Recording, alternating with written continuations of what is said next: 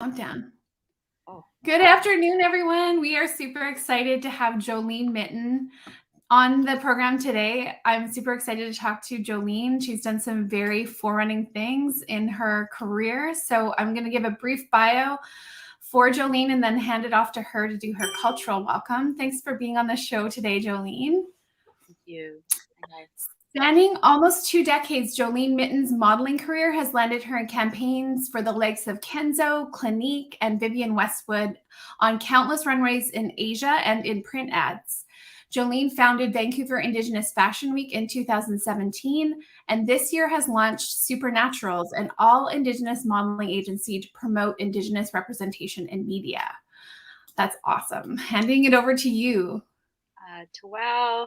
Thank you for having me. Hi. My name is Joleen Mitton. I am from the Sawridge Nation, but I live on the territories of the Squamish, Musqueam, and Tsleil-Waututh people, and just really excited to be here today. Awesome. I also wanted to note to people who are watching, you can also leave comments in the comment section or questions even, and I can share them on screen. So don't be shy. You can leave your comments and we can see them. I can share them with Joleen.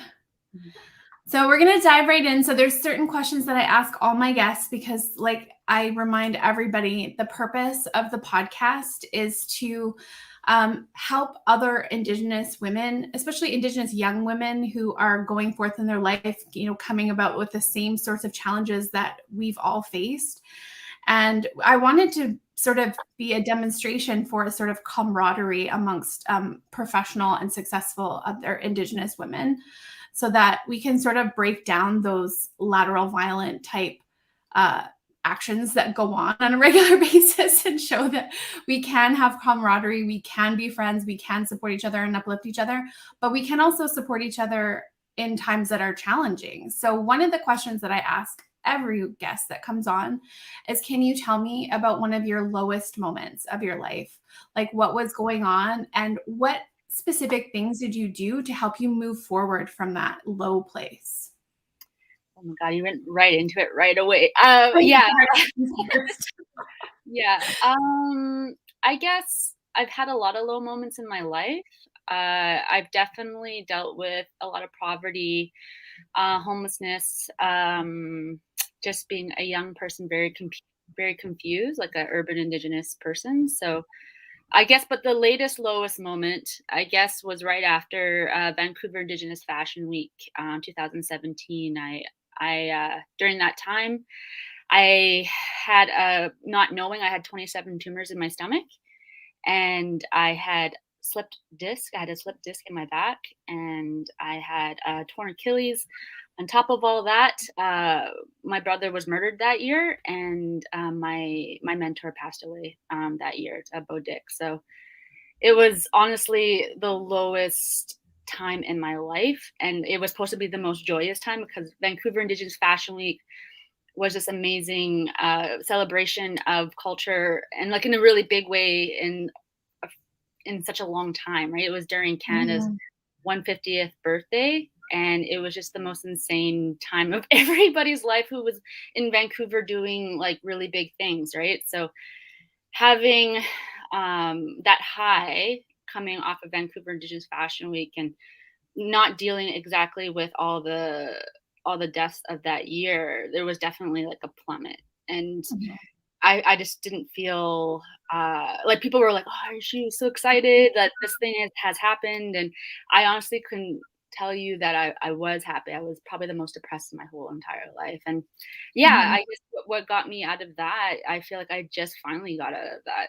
It took a couple of years, right? 2017. Well, 2000. My brother was killed just at the end of 2016. And then Bo passed away in 2017. And then Vancouver Indigenous Fashion Week took off. And it was just like, everyone's on this train.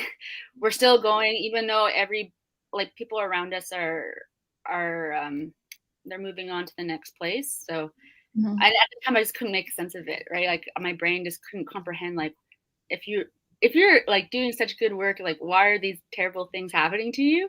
Or not to you, but to like what's happened, like, what's affecting your world. or to all of us. And yeah, it just seems like depression and like trauma on your brain, pain in your brain for like, say if you're going through physical pain, it just takes a Mhm. lot for your emotions and your mind to come back, right? So I just feel like PTSD is a real thing and mental health is a real thing. And definitely now I'm definitely feeling a lot better, but it takes time and you just have to figure out like, all your utopian ideas or idealism, it had to pivot. For me, it had to pivot, right? Because I'm just like everyone. Vancouver Indigenous Fashion Week, it's this most beautiful thing but it takes time to perfect, right? Like you're not gonna get Oh, it totally. right Mhm.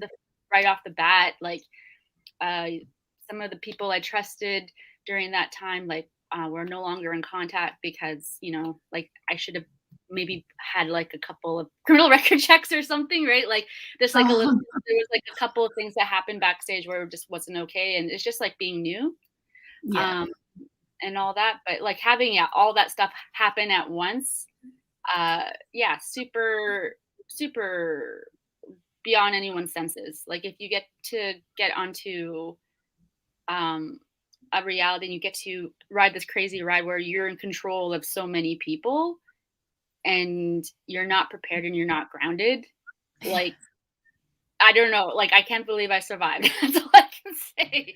That's all I It's amazing. It was a huge undertaking. I mean, when I was a part of it in 2019, you've already done it a few times, and it was like a well-groomed machine at that point. Like I feel like everybody really knew what they were doing, and even though you were down for the count because of your surgeries and everything ran really smoothly, but I being behind the scenes got to see what a massive undertaking it was and how Mhm. many people had to be so hands-on. So as somebody who's not like you didn't come from a background of like event coordination, right? So that's like a huge thing that you had to like I put all did those work wheels in for motion.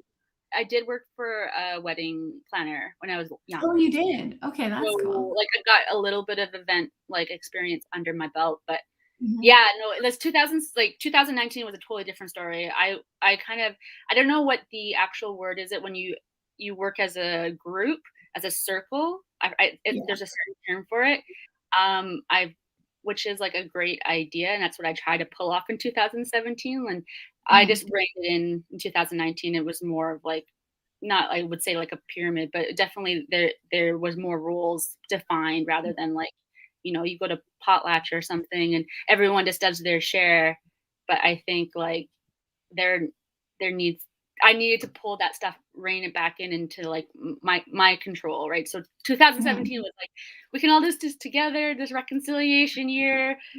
We got like there were so many non-indigenous people helping us, which was awesome.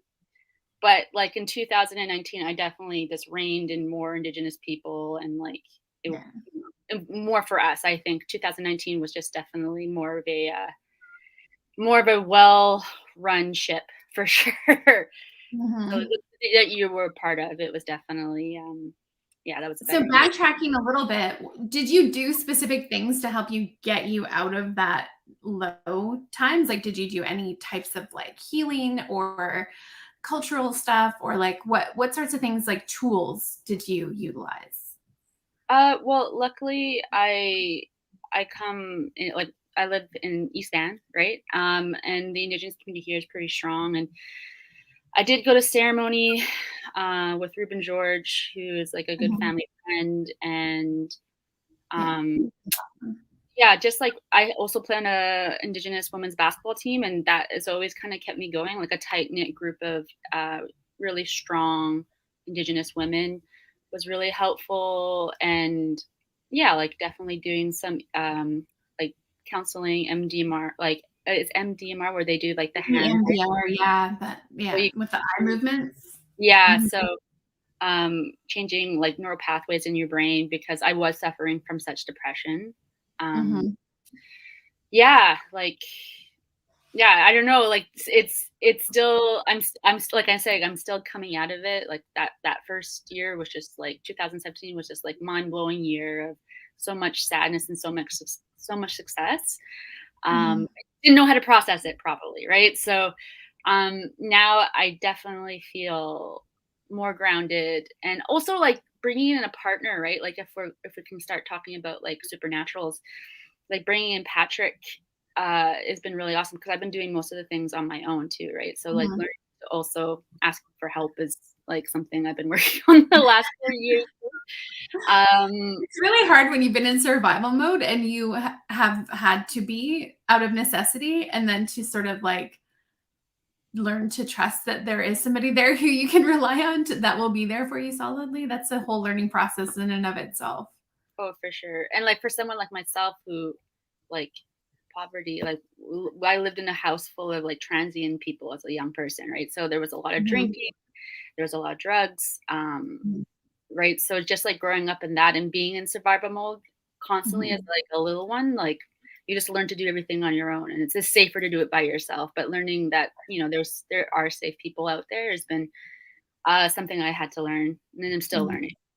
Yeah. hmm So tell us about some of your biggest challenges in your career.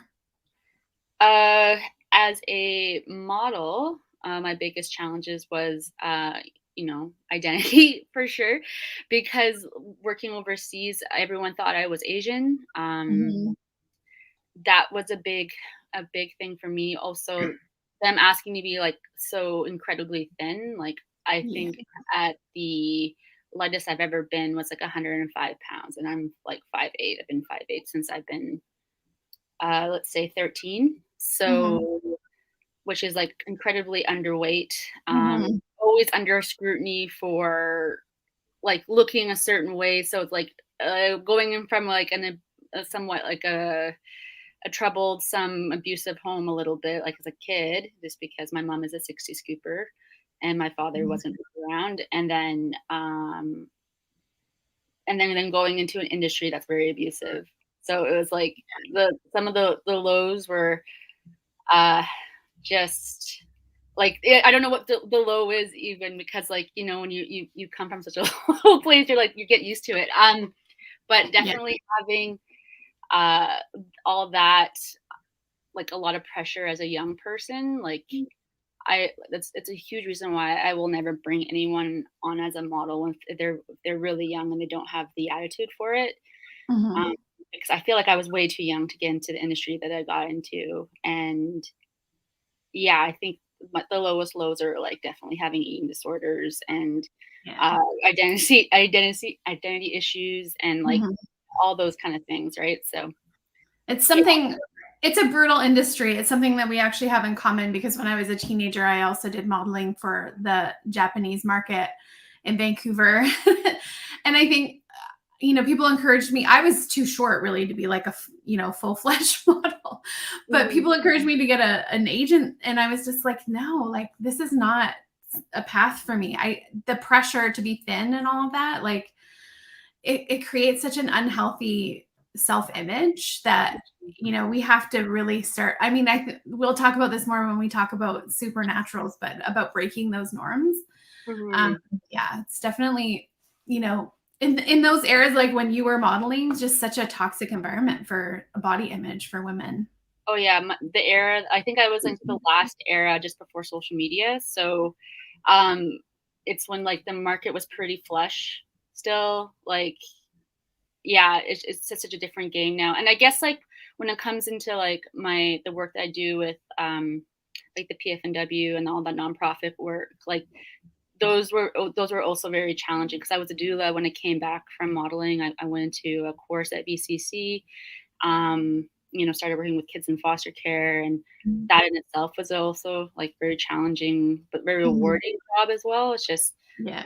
It's just really sad when you see families doing their best, but they're still there's just so much trauma there, and there's not much you can do. And like going Mhm. into the homes of these families, and um, yeah, I just feel like prevention is just the Yeah. best way to go about things, just because yeah, it's heartbreaking. Like definitely what we would fight so hard to get the kids back into with their families, which is I still think is really important. Absolutely. Um, but then also like watching them lose their kids like over and over and over again. So I just can't, I can't work in that kind of like for very long. I worked in that sector for like 4 years being the eyes and the ears of the social worker, and then started doing it myself. And it's just like, yeah, everything has been hard. I know what you mean.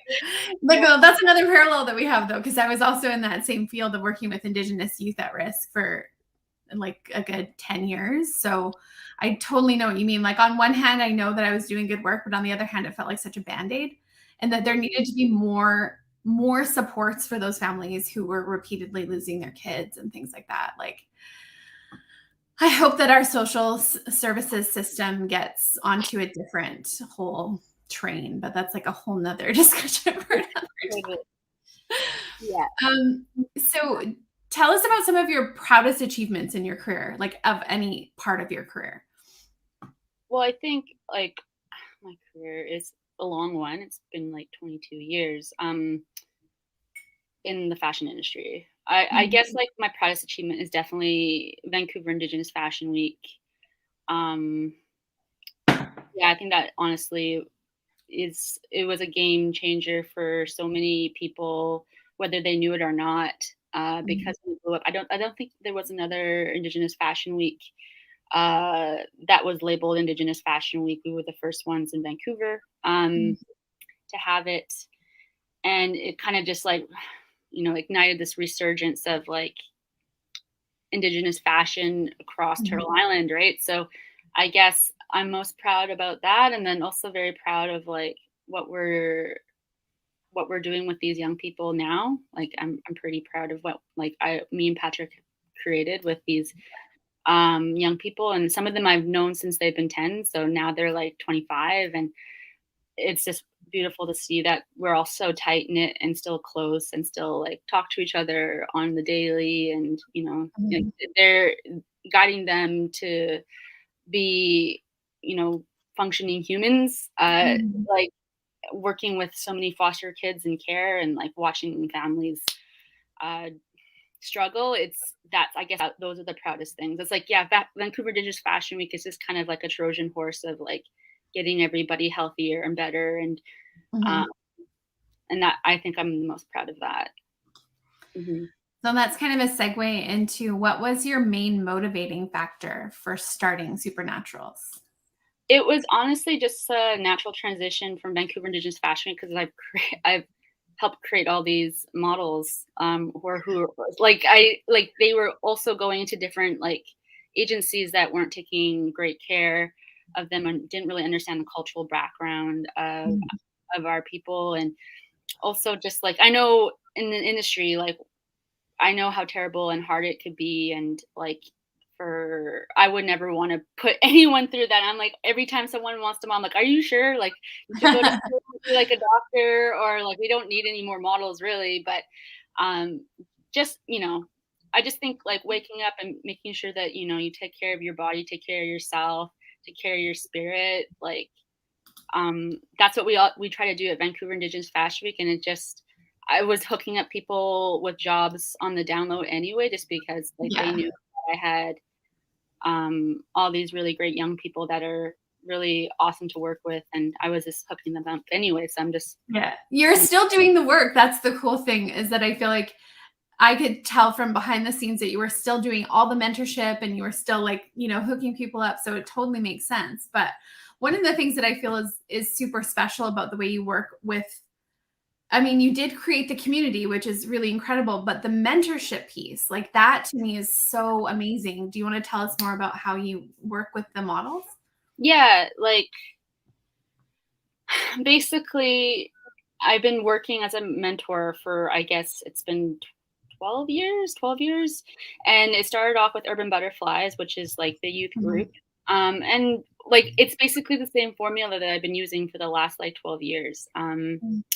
So basically bringing them in, talking about like where they come from, like talking about like the clothes that, where they reside, what does their regalia look like? And then going into some kind of ceremony, like we've done stuff with Ruben, like I said before, with Ruben George, and my auntie Pauline Johnson, whose name's Fishwoman, and just keeping them close to like elders has always been like super important for like my mental health, and I know that would be great for them. So surrounding them by elders was just really part of that whole program. And then, just like getting your body moving, get Mhm. somatic and get into your body. So like just trying to give them as much opportunities as I can, and all the things that Mhm. I've learned of coming back into my community. I'm just trying to repay that forward. So yeah, just like there's definitely elders ceremony, regalia making, giving back, having a reciprocal relationship. Like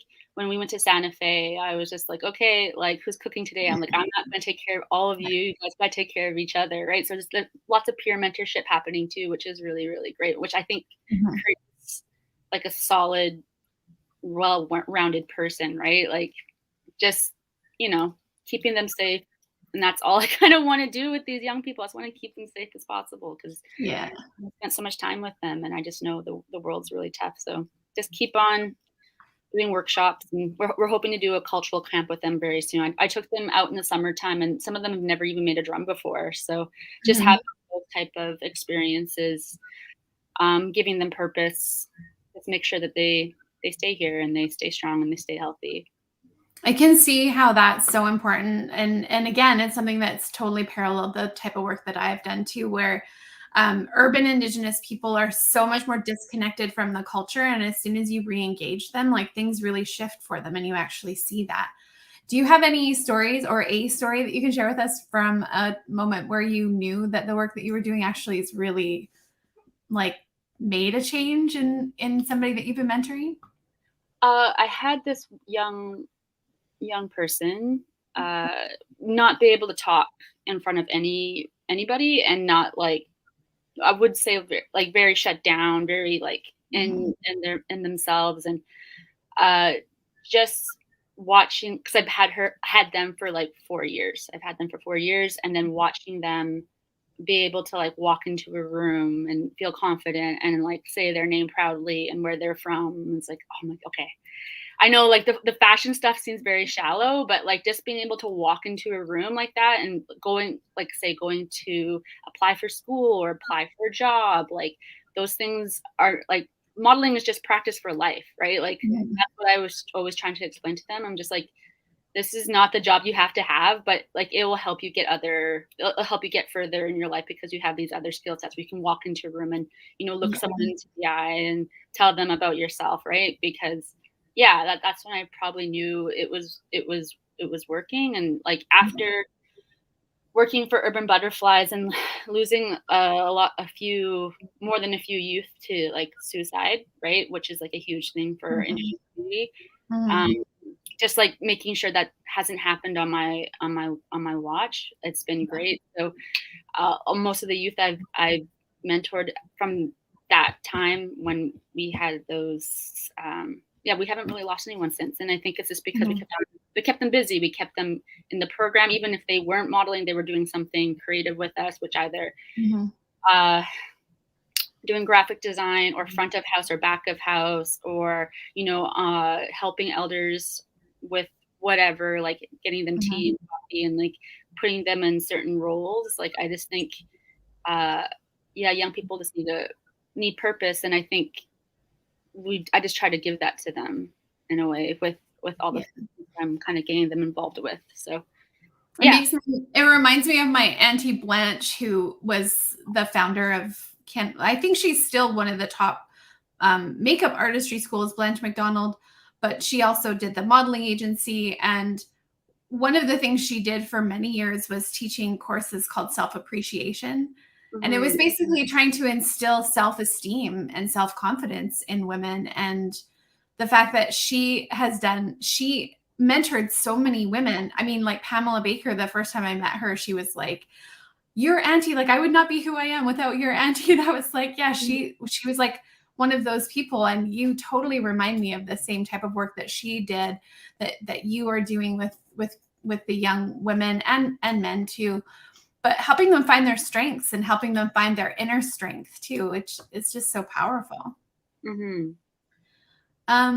Do you have any idea, like imagine, this is an awful sort of morbid question, when to say, like, imagine your funeral. What do you want people to say about you? Like, what do you want to say? Like, what sort of legacy do you want hope to be leaving? Yeah. I used to think about that a lot. Like, I don't particularly think about it anymore. But just basically, like, what I would want is, like, a large funeral, obviously. I want it to be a fashion show if possible. That would be so cool. Yeah, everyone dress their best, please, to my funeral. Um, but yeah, I guess I just want to be remembered as someone who, tried their hardest, gave back as much as I could, and, like, hopefully, put a dent in colonialism as much as possible, right? Mhm. Like, I I really don't really think about, like, those things. I'm just a doer, right? I'm not much of a I don't really go give out talks, or, like, as you can probably tell, like, I'm mostly just a doer, not super verbal. And yeah, I don't know. Like, I just want to be remembered as someone who did their best, I guess. It Yeah. sounds like underwhelming, but, like, I don't know, just want to make sure that people are okay. Hmm. Yeah. I think you'll definitely be known as somebody who took care of your circle and Hmm. somebody who's definitely empowered women. So I can see that happening for sure.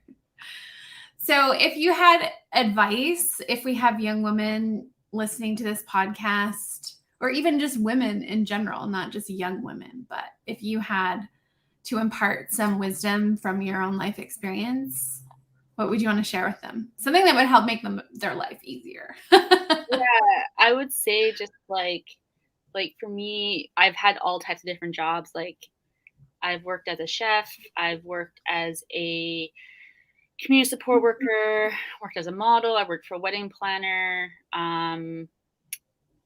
I've done all types of things. So I would say keep on, like, trying all different things, and, like, I obviously, like, don't give up. And if you can stay in school, that's awesome too. I always say, like, travel a bunch. Like, I've lived Mhm. all over the world, and I think that is the experience. What I've experienced in the last, like, 22 years as a working model, just definitely that's that is so paramount for me. Like, if I didn't get to see what the world is like, I wouldn't know how to move in it. So Exactly. I Yeah. would I would definitely say traveling is the best teacher anyone can have, right? Yeah. So yeah, I would say travel. Right. I totally agree with that because I feel like you can't really envision what a different life would be like without getting out of what you've already known. If you're just born and raised and you don't really kind of break out of the box of those experiences, then how do you know where you want to go or how far you can go if you haven't experienced anything other than what you've always known? So travel is definitely I would 100% agree with that one too. Yeah, and I just want, like, for supernaturals too, like, since I've lived in Hong Kong, I lived in Korea, I've lived in Thailand, like, I lived in Taiwan, Mhm. like, all these, like, I've lived in Spain and England, right? Like, I've lived in these places, and I Mhm. just, like, it's totally different from the Indigenous experience for sure, right? Like, you can definitely see, like, how different nations interact, and it makes you be able to move a little differently from, like, where you come from, right? So, um, I just really want supernaturals, like the young people that I'm working with, to have that experience of having, Mhm. like, seeing the globe and then choosing what you want to do, right? Like, I really feel that for them, because I know that's what saved me. Like, I'm from the 100 block, right? That I'm from Maine and Hastings. Uh, like that, I grew up right by Pigeon Park, and Mhm. if I didn't get to leave my situation, I know it wouldn't have ended well. So Yeah. just having just having that experience traveling has just been, yeah, it's the best thing that any young person can do. I'll tell you a funny story about my travel experience. My biological father is half Irish, half Italian, and I was not raised with him or his family, so I was not exposed to those cultures. And when I did part of my degree in Italy and spent a month there, and then I was like, okay, I can kind of see it now. Like I can see how I get obsessed with color coordination and all the stores, the way they're laid out, like so visually appealing. Like everything's like a feast for the eyes, right? and Mhm. everything is just so perfectly aesthetically coordinated. And I'm like, okay, yeah, I can see it now. I got a bit of Italian in me. Yeah. But I literally didn't relate myself to those cultures at all because I wasn't raised around it. So I was like, I don't know what it's like to be Italian or Irish because I Mhm. was just more immersed in my indigenous side on my mother's side. But Mhm. yeah, being there was like a whole different thing. And then people always assumed I was from there, and they would ask me directions, and I'm like, I don't know, I don't know where I'm going. I know every time I got into a cab in, any Asian country, they would speak whatever language because they thought I was half, right? So Yeah. they would go right into, like, speaking Chinese to me, and I'd be like, "Oh, sorry," like. I wish I could show some of the photos. You totally like you. I could just see how you just completely blend in too. Mhm. Yeah. And then also, like, seeing that, like, how, because I lived in all these different places and seeing culture so strong in these different countries, I was just like, "Damn, guys, like, we have such a beautiful, like, culture." And at the time, like, you never saw any indigenous people out there. Like, back when I was working on Vancouver Indigenous Fashion, because our first fashion show was in 2013, right? Like, I just knew. I was looking actually at some old footage that I had when I was talking about, like, you never see any Indigenous people on television. You never see Mhm. an Indigenous person on a commercial or on a bus stop or anything like that, right? And just watching my grandma, like, shrink down and down and down because she was an Indigenous person and not wanting to be Indigenous and not very proud of who she was, and go into these countries where everyone's super proud to be, like, Spanish or Chinese and, like, all of these things, right? Like, just watching uh, everyone else celebrate their culture. I just really want to give that back to to Turtle Island if possible. And yeah, Mhm. yeah, that's another huge reason why travel was so important for me. It's just like, whoa, like, they're really proud to be who they are.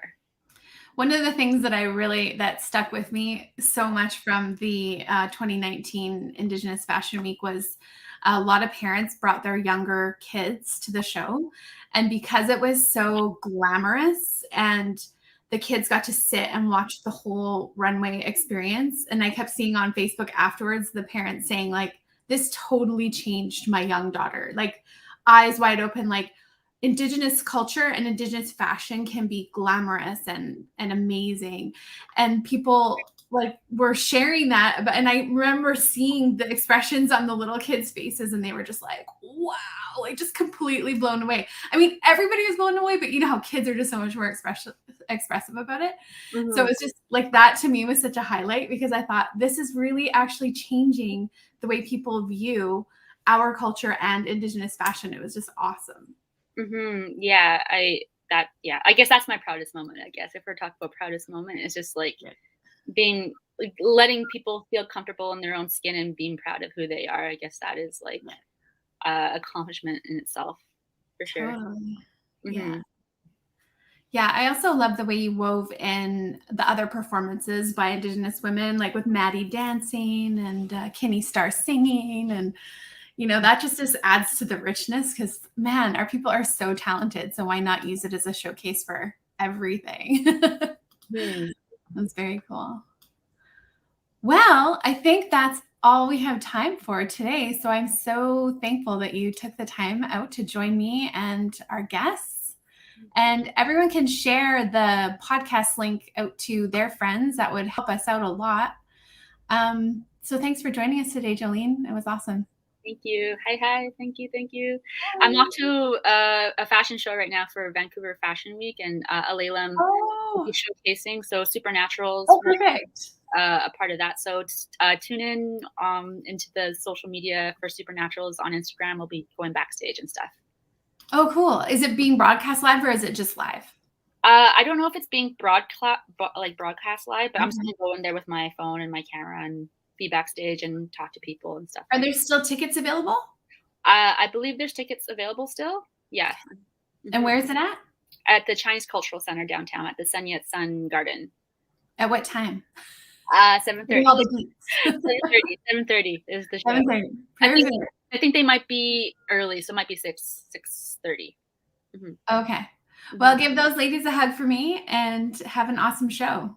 Thank you. Okay. Bye. Bye.